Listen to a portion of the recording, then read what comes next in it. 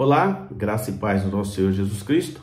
Passando aqui para fazer mais um vídeo. Hoje eu vou fazer naquela hashtag Sinais de Apocalipse, porque me chamou bastante atenção o fato de que um dos líderes, da ONU, durante agora a última reunião da ONU, fez uma declaração assim bastante diferente. Eu vou usar esse termo diferente, né? Ele fez um discurso bastante apocalíptico sobre a ordem global, tá? O secretário-geral das Nações Unidas falou publicamente que a solução para o caos do mundo está num governo global. Presta atenção, olha o detalhe, num governo global. E ele chama Antônio Guterres, né? E ele argumentou dizendo de que o planeta está vivendo um enorme estresse. As nações estão ficando inimigas e isso tem paralisado a economia, o crescimento da economia. E que toda essa situação tem feito as nações, as pessoas a perderem seus caminhos. Olha bem essa frase, perderem os seus caminhos. E indo, segundo ele, a uma direção de um momento crucial que está no advento de uma quebra da ordem mundial. Presta bem atenção nesse detalhe. Então, ele, ao falar isso, é claro que ele fez essas declarações de uma maneira assim, bastante não tão detalhada, mas ele disse de que as soluções para esse colapso da comunidade global é permitir que, nesse momento crucial, inclusive citando aí esses últimos acontecimentos mundiais na área da saúde, que esse cenário de situações aí que andaram ocorrendo entre Rússia, China, Estados Unidos e essas tensões, poderia gerar uma guerra que, segundo ele, seria uma guerra suicida que prejudicaria sobremodo a natureza. Haveria um colapso da biodiversidade caso se usem armas não convencionais, e haveria uma desigualdade descontrolada que quebraria a coesão das sociedades atuais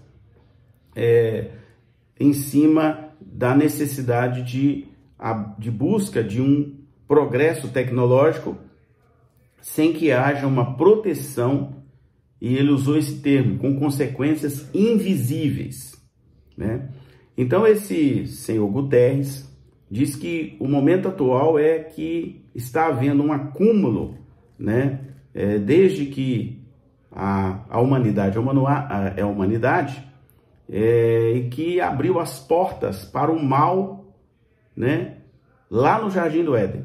Ele citou isso, tá? Então, desde então, segundo ele, a luta fundamental no mundo caído é entre o cosmos, a ordem, e o caos, a fragmentação e o colapso das fronteiras. Eu estou reproduzindo palavras dele, tá? Guterres está observando que muitos estudantes da Bíblia, presta atenção nisso, muitos estudantes da Bíblia estão notando que o Apocalipse está no limiar.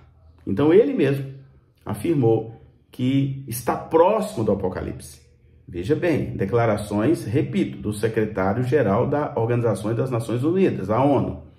E aí a proposta do secretário Guterres, da ONU, é que tem que existir uma visão globalista que dependeria fortemente de uma governança mundial com autoridade para ordenar e impor conformidades, soluções que tentem levar a um Estado mais poderoso e que implicaria, inclusive, em regular as relações e os direitos, tanto os direitos humanos como os direitos sociais, os direitos sob o ponto de vista da advocacia, da legalidade e tudo mais.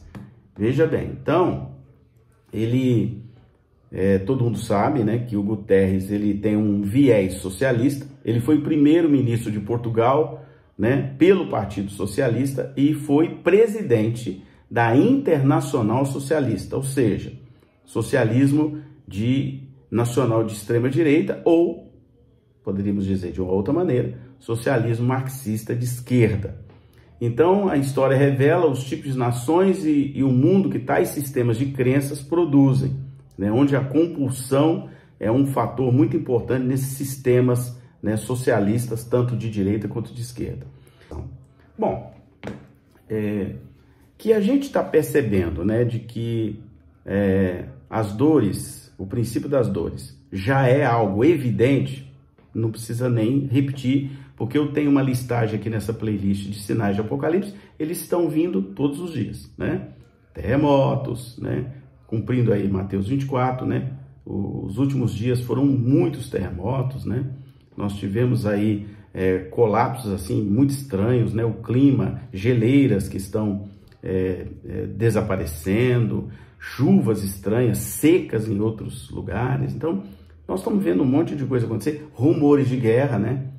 Vocês devem ter visto aí a questão dos Estados Unidos, da Austrália e do Reino Unido se juntando ali mais na região da Austrália, inclusive liberando tecnologia nuclear para a Austrália, para fabricar submarino e mísseis, exatamente para ser um contraponto sobre a China, né? Nós vimos ali os testes da Coreia do Sul e Coreia do Norte com mísseis mesmo nos últimos dias.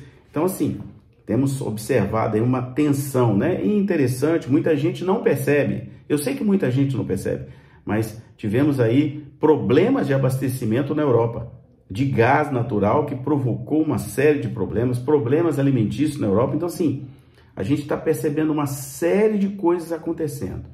E aí vem esse moço e faz essa declaração falando de governo mundial. E o que é o governo mundial? O governo mundial nada mais é do que o anticristo, né? 1 João 2, 18 e 19, eu anotei aqui, está escrito assim: filhinhos, esta é a última hora, e assim como vocês ouviram que o anticristo está vindo, né? Já agora muitos anticristos têm surgido. Por isso, sabemos que esta é a última hora. Eles saíram do nosso meio, mas na realidade não era dos nossos. Se fosse dos nossos, teriam permanecido conosco. Então, o apóstolo João aqui, numa das cartas, falando desse anticristo. Apocalipse também fala, né? Apocalipse 13, de 5 a 8, vai dizer: a besta foi dada uma boca para falar palavras arrogantes e blasfemas, ele foi dada toda a autoridade para agir durante 42 meses, né? Então, esse aqui é o anticristo, né? A besta, que está lá em Apocalipse. Apocalipse também, 13, de 16 a 17, vai falar que obrigou grandes, pequenos, ricos, pobres, livres e escravos a receberem uma marca na mão direita ou na testa, para que ninguém pudesse comprar ou vender que se não tivesse a marca, que é o nome da besta ou o número do seu nome. Então, né, isso está previsto na Bíblia. E também nós vamos ver, Paulo também fala, né, que o anticristo é enganador. Também nós vamos ver Mateus 24, 24, dizendo: aparecerão falsos cristos, falsos profetas, que realizarão sinais e maravilhas para, se possível, enganar até mesmo os eleitos de Deus, tá? Então, Paulo, ao escrever à igreja de Tessalônica, também diz, não se deixe enganar, de modo algum vos engane, antes daquele dia virá a apostasia, então será revelado o homem do pecado, o filho da perdição. Este se opõe e se exalta acima de tudo o que se chama Deus ou é objeto de adoração, chegando mesmo a se assentar no santuário de Deus, proclamando que ele mesmo é Deus. Então, tem uma série de relatos bíblicos que nos informam disso aí. Então, eu tenho dito, diferente de várias coisas, né, que a palavra diz que os sinais seguirão aos que creem. Então, quem não crê não vai entender. Então, assim, imagine na hora que Jesus voltar e desaparecer várias pessoas. Os que não creem nem vão entender. Porque os sinais serão para os que creem. Guarda isso no seu coração, não fica perdendo tempo discutindo com pessoa que não crê, porque esse sinal não é para ele, esse sinal é para nós. e somos crentes em Cristo Jesus. E uma outra coisa, você lembra que Jesus falou que a volta dele será como nos dias de Noé. Quem foi Noé? Noé foi um personagem bíblico que interpretou os seus dias. Ele interpretou, ele percebeu, recebeu de Deus, interpretou e se preparou para quando o dilúvio chegou. E o dilúvio chegou, né? Ele ficou muitos anos sendo objeto de chacota, né? As pessoas brincavam com ele, cadê a chuva, cadê isso, cadê aquilo, porque você construiu esse barco imenso. E ele suportou todas as coisas. Só que um dia começou a chover.